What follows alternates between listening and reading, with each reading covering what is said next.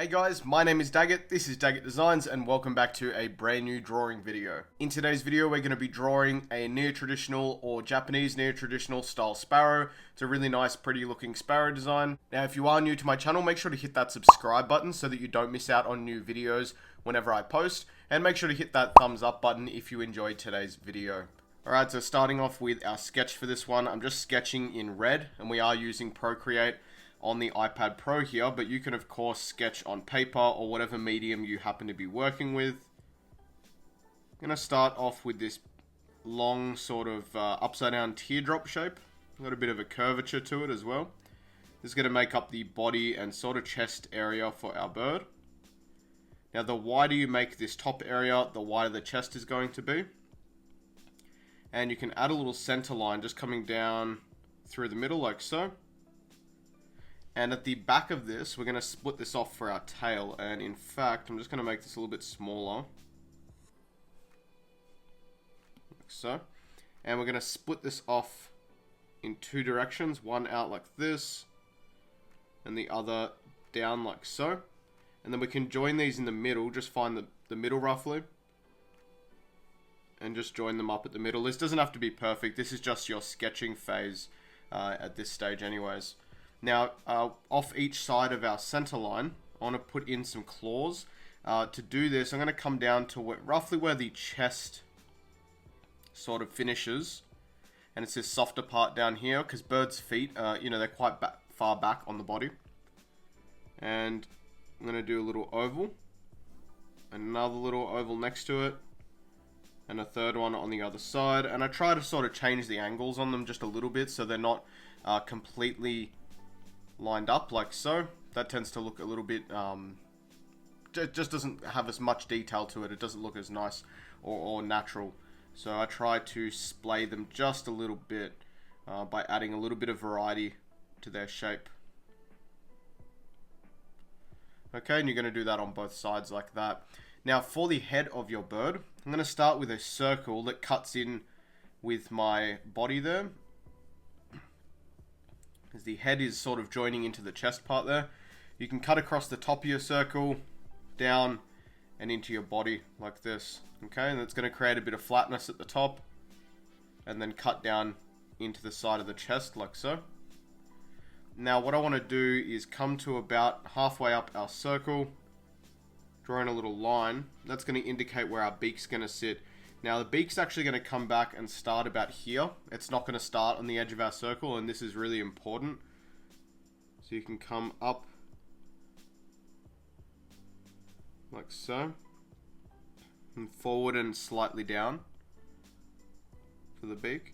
And then you can cut back to that first line that we started. And then you can come to the underside of it and join up like so. Now I'm going to come into this little dip where the beak is and come back from there and just add in an oval shape like so. Make it a little bit more circular. And then at the front of this, I'm going to create a little bit more of an almond-like shape or a lemon shape like so. So it's got this little bit at the front and at the back. And then I'm going to double outline it to create this little ring around the eye. And you can throw in a little highlight and just shade this in around that if you'd like. Alright, once you've got this, we are going to be adding probably the most important part, which is the wings. So I'm going to come out from the shoulder area here with a curved line like so.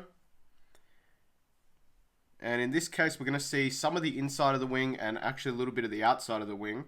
So I'm going to put in this long curve shape like this. It's actually going to be the visible outside of the wing, so you need to curve the top around and then taper it down like so. That's actually going to give you the outside of the wing a little bit. And then you can come back from nearly the tip towards here and then just come across the bottom like this for this part of the wing. So this section's the inside, and that will be the folded over outside section. And I like to divide this inner section into 1, 2, and this will be the third layer down here, and this will be the longest portion that joins in with the front section of the wing there. Now for the other side, I want to see a little bit less of the inside and more of the outside. So I'm going to curve up, and I'm going to create a slightly larger outside portion that's going to curve down and around. When I say larger, it's not necessarily longer than this one. That wouldn't make much sense. It's just a little bit wider from here to here, okay? So we're creating this longer, sort of wider outside section. And then in this case, I'm just going to have a little curve like this. You're not going to see these feathers, these little triangular bits at the bottom there. So, all right, now that we've got our sketch, I'm opening up a new layer, and we're going to work on probably the more detailed part of this, which is the wings first. So I like to start by coming down this top curve line with a couple of bumps, like so, just a couple of smaller sort of curves. And then for the underside of this, I'm pretty much going to do lots of little feather shapes like this, okay?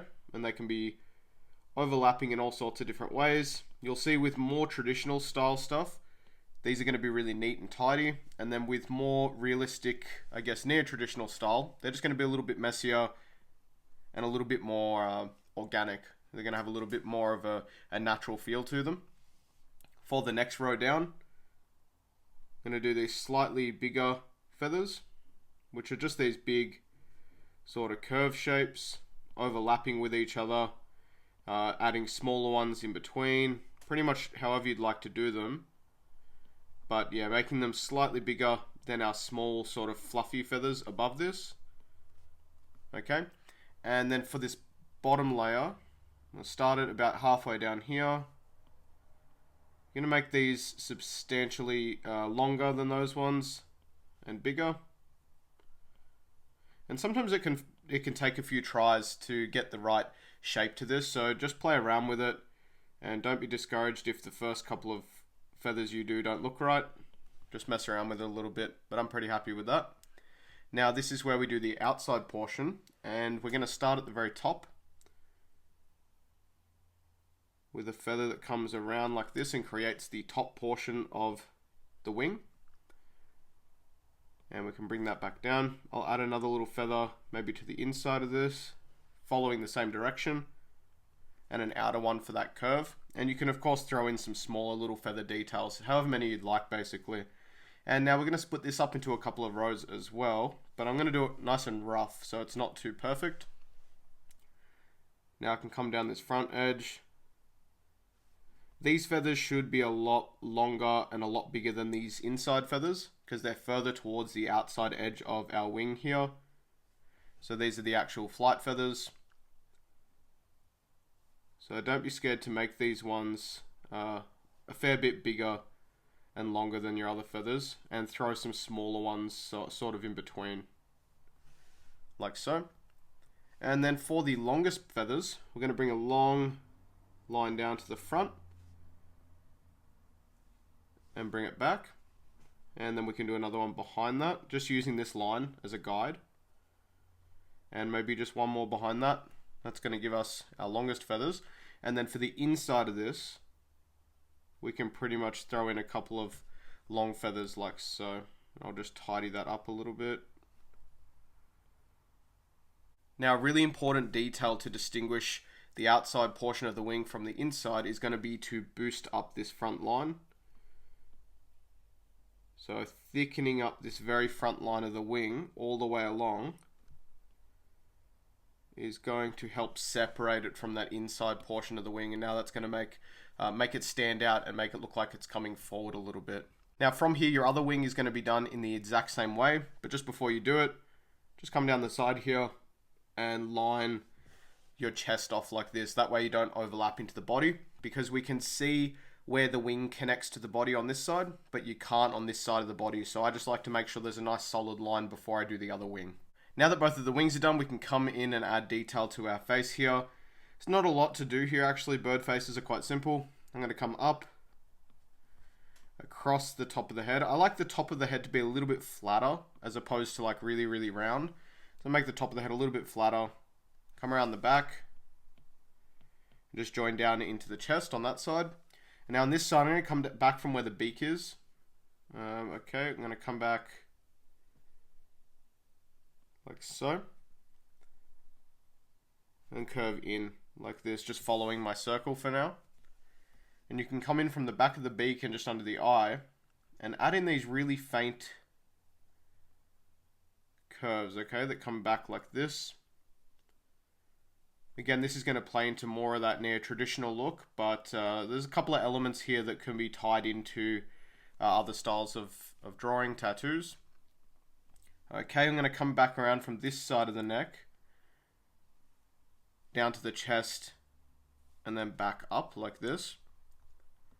And I'm basically going to create that V shape using these little overlapping lines. Okay, all the way up and around the neck.